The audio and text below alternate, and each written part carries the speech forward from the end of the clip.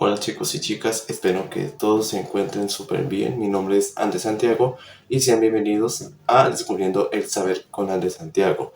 En este video vamos a hablar sobre Johannes Jensen y su libro La teoría del conocimiento, sobre cómo Jensen define la esencia del conocimiento. También quiero recordarles que también pueden encontrar esta temática y varias temáticas en mi blog que se llama Descubriendo el Saber con Andrés Santiago. Aquí estaré subiendo todas las temáticas que vamos a estar conociendo para que ustedes estén como interesados en saber sobre este tema.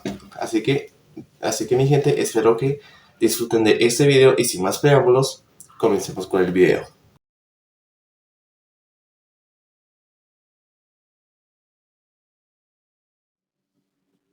Muy bien, vamos a explicar la teoría del conocimiento de Johannes Jensen.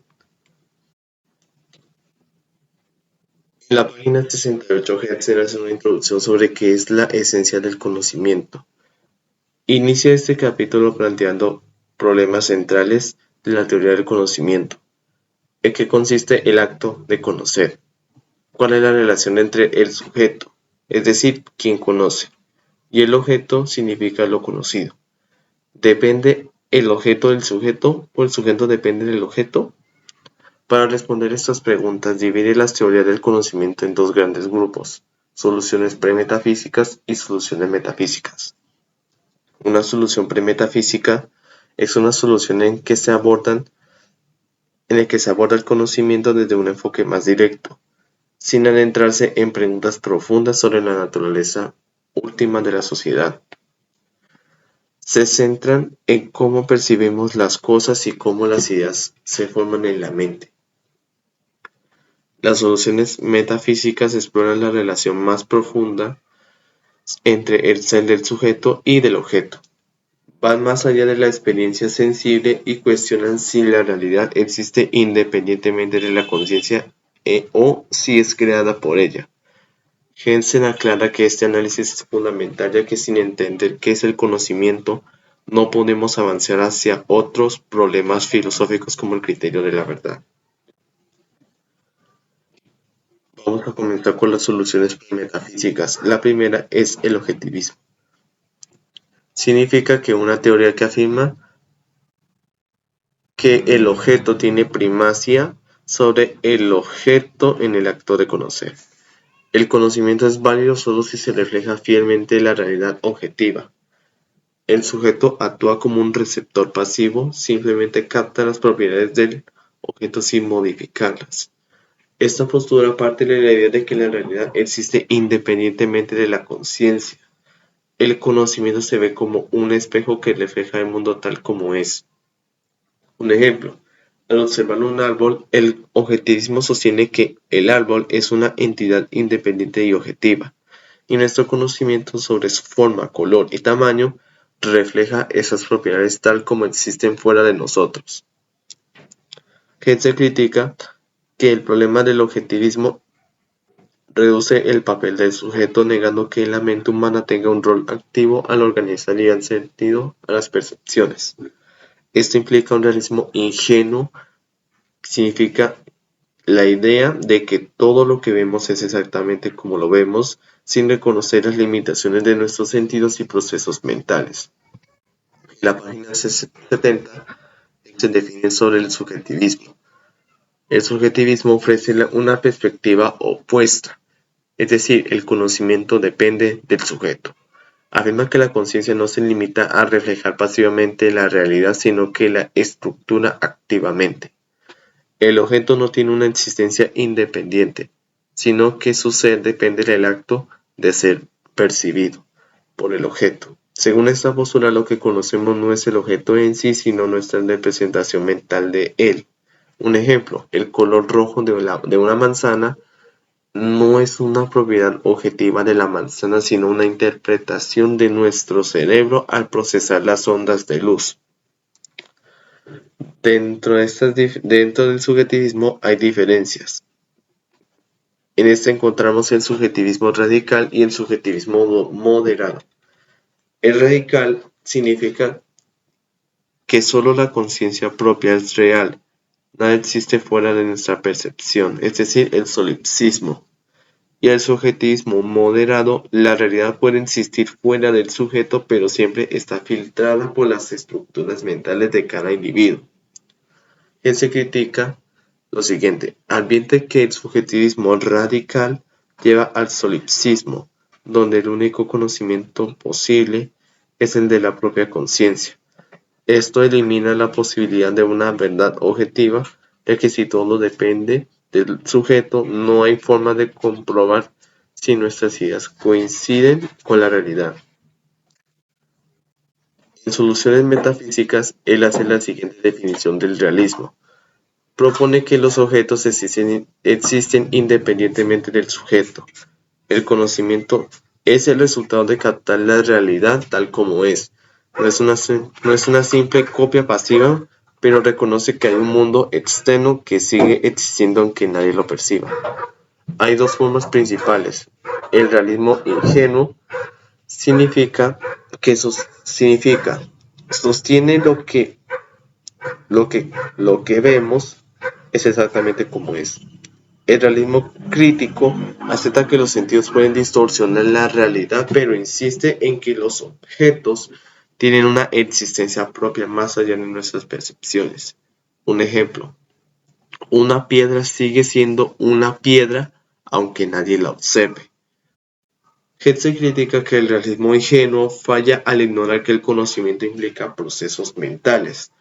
Aunque un objeto tenga existencia independiente, nuestra percepción de él siempre pasa por el filtro de la mente, por lo que no podemos asumir lo que vemos es una copia exacta de la realidad.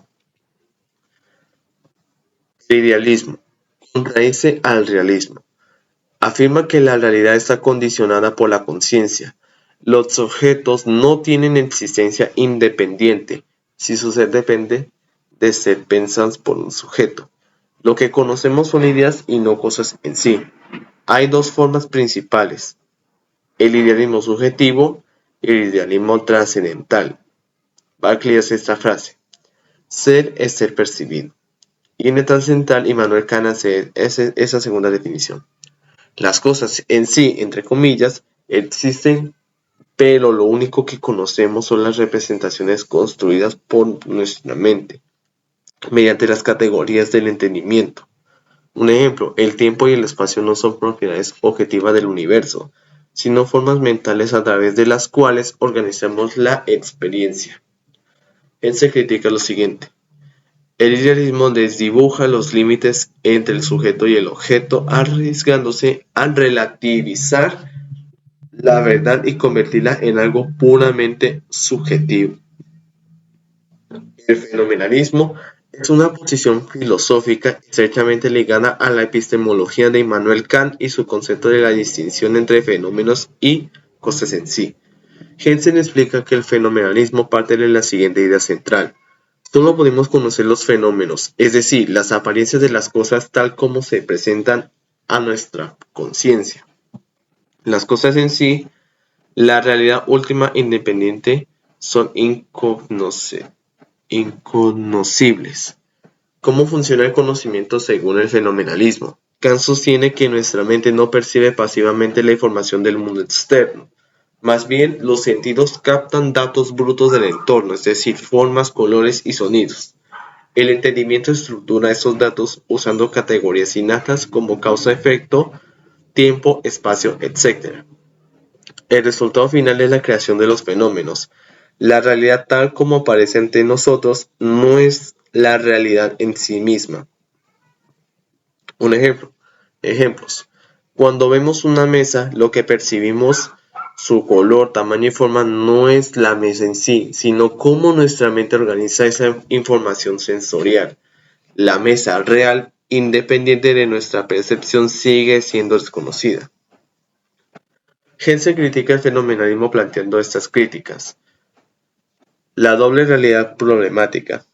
Dividir el mundo entre fenómenos, es decir, lo que percibimos, y las cosas en sí, lo que nunca conoceremos, crea una brecha insalvable. Si solo conocemos fenómenos, por ejemplo, ¿cómo podemos afirmar que existen las cosas en sí? Y otro escepticismo implícito al decir que nunca podremos conocer la realidad más allá de nuestras percepciones. El fenomenalismo roza un escepticismo radical como tener certeza sobre algo si solo accedemos a una apariencia. Helse concluye que aunque el fenomenalismo acierta al destacar el papel activo del sujeto en el conocimiento, se arriesga a desconectar completamente la mente de la realidad objetiva, haciendo que la verdad quede siempre fuera de nuestro alcance. Crítica y posición propia de Helse. En este punto crucial, Helse expone su postura propia tras haber analizado el objetivismo, el subjetivismo, el realismo, idealismo y fenomenalismo. Hesse rechaza los extremos de las teorías realizadas. El subjetivismo, el objetivismo, niega el papel activo del sujeto. Si el sujeto solo refleja pasivamente la realidad, ¿cómo explicar las diferencias en la percepción entre individuos?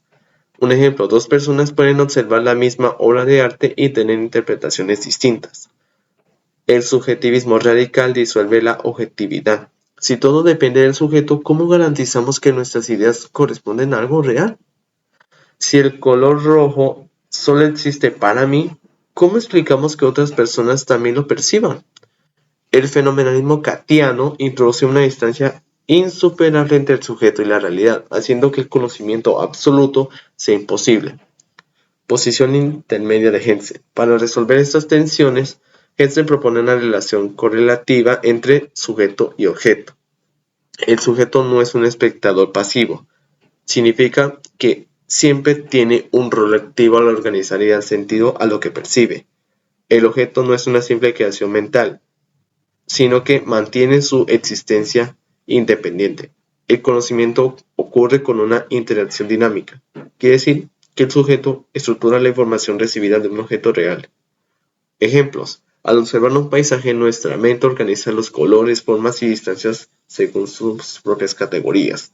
Sin embargo, esos árboles, montañas y ríos existen fuera de nosotros y no son simples ideas subjetivas. En resumen, el conocimiento es una relación recíproca. Significa esto: el objeto aporta sus propiedades reales. El sujeto organiza esa información según sus estructuras mentales. Así Hesse logra un equilibrio y reconoce que la autonomía del mundo externo sin negar el papel activo de la mente humana. Páginas 89 y 90.